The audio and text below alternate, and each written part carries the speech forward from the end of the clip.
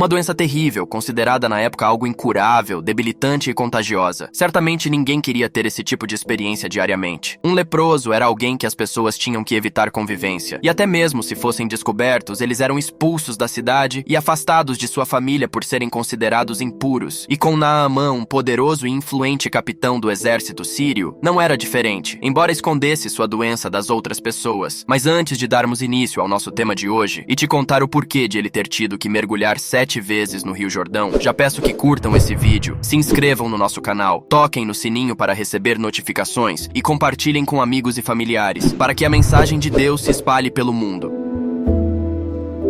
Naamã era um capitão do exército do rei da Síria, um homem de grande prestígio e muito respeitado por todo o seu histórico de vitórias em muitas guerras. Quem via Naamã com seus prestígios e farda jamais poderia imaginar o sofrimento que ele carregava em seu corpo, a lepra. Aparentemente, ele levava uma vida de grandeza diante da sociedade e dos seus comandados. No entanto, no seu interior e na intimidade do seu lar, a realidade era outra, pois a lepra naquela época era incurável e debilitante. Embora o general continuasse a exercer seu cargo, logo teria que abandoná-lo para se submeter à solidão. E Naamã, capitão do exército do rei da Síria, era um grande homem diante do seu senhor e de muito respeito, porque por ele o senhor dera livramento aos sírios, e era este homem herói valoroso, porém leproso. Segundo Reis capítulo 5 e verso 1. Como a lepra era muito infecciosa, os leprosos eram afastados da comunidade para não causar epidemias. Naamã iria perder tudo o que possuía. E naqueles tempos, as doenças de um modo geral eram consideradas uma punição da pessoa, como se ela tivesse cometido algum pecado grave. Por isso, receber a cura dessas doenças seria simbolizada como um grande milagre. E foi exatamente isso que aconteceu na vida de Naamã. Um verdadeiro milagre que Deus realizou. O Senhor Todo-Poderoso usou uma jovem para levar esperança a Naamã. Essa jovem vivia como escrava na casa do capitão do exército, e a Bíblia nos revela que ela era uma jovem que cria em Deus e tinha sua fé firme nele. Então essa moça informou a esposa de Naamã sobre um profeta que vivia em Samaria e que poderia restaurá-lo de sua lepra. E saíram tropas da Síria, da terra de Israel, e levaram presa uma menina que ficou ao serviço da mulher de Naamã. E disse esta à sua senhora: antes o meu senhor estivesse diante do profeta que está em Samaria, ele o restauraria da sua lepra. Então foi Naamã e notificou ao seu senhor, dizendo: assim e assim falou a menina que é da terra de Israel. Segundo Reis, capítulo 5 e versos 2, 3 e 4. A jovem não teve medo em externar a sua fé no Deus único. Ao saber disso, Naamã acreditou na informação de sua escrava e foi até o rei dizer o que tinha ouvido dela. O rei da Síria então providenciou uma carta ao rei de Israel, recomendando Naamã, afirmando que o motivo de sua visita a Israel era para que ele fosse curado. Quando o rei de Israel leu a carta, ele ficou absolutamente apavorado, pois pensou que aquela situação fosse algum tipo de artimanha do rei sírio contra ele, no sentido de buscar um motivo para atacá-lo. Porém, o profeta Eliseu ouviu sobre o que estava acontecendo e logo tranquilizou o rei de Israel, dizendo: por que rasgaste as tuas vestes? Deixa-o vir a mim, e saberá que há profeta em Israel. Segunda Reis, capítulo 5 e verso 8. Quando recebeu as ordens para ir até a casa do profeta e assim ser curado, ele não imaginava que a cura também exigiria de sua parte um sacrifício. Então, Naamã foi com toda a sua comitiva para a casa de Eliseu, mas o profeta não lhe foi cumprimentar, para o seu espanto. Ele apenas enviou um mensageiro a Naamã com a ordem para se lavar 7 vezes no Rio Jordão para ser curado. Naamã ficou indignado, porque Eliseu não foi curá-lo pessoalmente, e o Rio Jordão não tinha água tão boa como os rios da Síria. Segunda Reis, capítulo 5 e versos 11 e 12. Ele foi embora zangado, mas seus servos o convenceram a fazer o que Eliseu tinha mandado. Naamã era um homem orgulhoso, mesmo seu corpo se corroendo pela lepra. Mesmo contra a sua vontade, pelo seu grande orgulho, Naamã voltou atrás em sua decisão e desceu ao Rio Jordão e mergulhou 7 vezes, como o profeta do Senhor havia lhe ordenado. E quando terminou, as suas feridas já não existiam mais, sua pele ficou limpa como de um bebê. Segunda Reis, capítulo 5 e versos 13 e 14. Muito feliz pela sua cura, Naamã foi até Eliseu e declarou que agora cria apenas no Deus de Israel. Com essa declaração, Naamã não estava dizendo apenas que cria em Deus, mas que os deuses da Síria, que era seu país de origem, não tinham poder nenhum como tem o Deus único de Israel. Ou seja, após ser curado de uma doença até então incurável, ele depositou sua fé totalmente no Senhor. A partir desse momento, Naamã se converteu ao Senhor. Segunda Reis, capítulo 5 e verso de número 15. Recém-convertido ao Senhor e com um conhecimento muito limitado acerca de Deus, Naamã queria uma porção de terra síria, santificando aquele lugar, e faria um lugar santo em que pudesse adorar ao Senhor ali. Segunda Reis, capítulo 5 e verso 17. Ele de fato desejava aquela parte da terra, porque a considerava mais santa e apropriada para prestar culto a Deus, e constantemente se lembraria de sua grande obrigação para com aquele Deus de cuja terra a terra foi dada. Ele poderia de fato fato, ter tido o suficiente desta terra sem pedir a ninguém. Mas ele desejava que o profeta desse a ele, acreditando, talvez, que aquele que colocasse essa virtude nas águas de Israel pudesse colocar tanto na terra dela e torná-la útil e benéfica para ele de outra maneira. Eliseu não disse uma única palavra. Querendo agradar e com uma visão ainda limitada sobre a benevolência de Deus, Naamã ofereceu vários presentes ao profeta Eliseu: ouros, pratas e roupas de tecido fino. Ele havia trazido consigo da Síria 10 talentos de prata, 6.000 ciclos de ouro e 10 mudas de roupas. Essa carga significava aproximadamente 340 quilos de prata e 68 quilos de ouro. E novamente o profeta recusou educadamente todos os presentes. Naamã até tentou insistir mais, mas Eliseu manteve a recusa. 2 Reis, capítulo 5 e verso 16. O profeta apenas se despediu dele dizendo: vai em paz. 2 Reis, capítulo 5 e verso 19. Mas ao acompanhar toda a fortuna e fartura de Naamã, o servo de Eliseu chamado Geazi ficou cobiçado e desejou possuir os presentes para si. Quando Naamã, após a recusa de Eliseu, já havia percorrido uma certa distância, Geazi o alcançou e mentiu para ele dizendo que o profeta havia pedido uma parte dos presentes. 2 Reis, capítulo 5 e verso 22. Quando ficou perante a Eliseu, ele até tentou mentir para o profeta de Deus com a intenção de enganá-lo e acabou sendo desmascarado. Como castigo, ele e toda a sua descendência se adoeceu com a mesma lepra que havia cometido Naamã. Podemos perceber o quanto a ganância envenena a alma. Geazi tinha tudo para ser um grande profeta na Bíblia, pois andava ao lado de Eliseu, era seu servo. Mas ele deixou um exemplo que nenhum cristão deve seguir: mentir e cobiçar, pois essas coisas acarretaram em maldições para a sua vida e descendência. Algo controverso, Naamã não conhecia a Deus e foi curado da lepra. E o servo de Eliseu, Geazi, era um homem que andava ao lado do profeta do Senhor. Conhecia os mandamentos do Altíssimo e, como fruto de suas mentiras e ganância, Deus o castigou com lepra. No Novo Testamento, Jesus usa a história de Naamã como um exemplo, segundo o Evangelho de Lucas, capítulo 4 e verso 27. Na ocasião, Jesus falou sobre um soldado sírio que havia sido curado de lepra, fazendo menção que Deus não faz distinção de pessoas e sua bondade e misericórdia são eternas e alcança a todos. Somos filhos do mesmo Deus, independente de cargos, classes sociais ou outra coisa. Sobre a história de Naamã, podemos aprender muito sobre a graça de Deus sobre nossas vidas, muitas das vezes sem merecermos. Naamã era inimigo do povo de Deus. Mesmo assim, o Senhor o curou. Israel e Síria estavam sempre em guerra, mas Naamã não deixou sua inimizade com os israelitas o impedir de procurar a bênção de Deus. Afinal, ele já tinha ouvido falar dos grandes feitos do Deus único. Muitas vezes não alcançamos a cura e a bênção de Deus porque estamos zangados com Deus ou com a igreja, e isso atrasa ou anula nossa bênção. Mas quando nos humilhamos e pedimos ajuda, Deus nos perdoa e aceita. No livro de Tiago, capítulo 4 e versos 8, 9 e 10. Aproximem-se de Deus e ele se aproximará de vocês. Pecadores, limpem as mãos, e vocês que têm a mente dividida, purifiquem o coração. Entristeçam-se, lamentem-se e chorem. Troquem o riso por lamento e a alegria por tristeza. Humilhem-se diante do Senhor e ele os exaltará. Naamã também foi obediente ao Senhor. Após um pedido de se banhar 7 vezes no Rio Jordão, isso soa bem estranho, algo sem aparente explicação, mas era a vontade e ordem de Deus. E mesmo não professando antes da mesma fé que os israelitas, ele tomou a decisão de obedecer e dessa forma Deus o curou. Na Bíblia não há nenhuma explicação para ele ter tido que se banhar 7 vezes. Não pense que se trata de algum ritual de cura ou bênção. Esse pedido foi destinado apenas para Naamã, e a explicação para tal feito não foi revelada pelo Senhor. O que sabemos é que ele precisava fazer para mudar sua vida totalmente. Não só o exterior, um corpo antes coberto por feridos, e depois da água se tornou limpo como uma criança, mas Naamã teve uma mudança de vida espiritual. Um verdadeiro encontro com Deus através do seu milagre. Quanto à antiga maneira de viver, vocês foram ensinados a despir-se do velho homem, que se corrompe por desejos enganosos, a serem renovados no modo de pensar e a revestir-se do novo homem, criado para ser semelhante a Deus, em justiça e em santidade proveniente da verdade. Livro de Efésios, capítulo 4 e versos 22, 23 e 24. Esse mergulho que Naamã experimentou nos traz a experiência do batismo nas águas que o próprio Jesus, sem pecado e sendo Deus, se submeteu, a fim de dar exemplo para que outras pessoas assim fizessem e fosse cumprido o propósito do Pai, quando nos faz a revelação de que é necessário nascer de novo para sermos novas criaturas e limpas em Cristo Jesus. Aqueles que são humildes para fazer o que Naamã fez, também experimentarão o que ele experimentou, não só a cura da lepra na carne, mas a cura na alma, o perdão dos pecados, assim como ele foi lavado dos seus pecados naquelas águas. Não basta ao homem querer receber somente as bênçãos de Deus, mas sim um arrependimento sincero e a busca em aceitar Jesus como Salvador. A vida eterna ao lado de Jesus é muito mais importante do que qualquer coisa que o mundo possa te oferecer. Pois, que adianta ao homem ganhar o mundo inteiro e perder a sua alma? Livro de Marcos, capítulo 8 e verso 36. Agradeço a sua companhia até aqui, que o Senhor Jesus Jesus abençoe tua família e compartilhem esse vídeo para que alcance mais almas. Não se esqueçam de tocar no sininho para receber as notificações de novos vídeos. Comentem aqui embaixo o que acharam do tema de hoje e já deixem sugestões de temas para os próximos. Graça e paz. Até logo!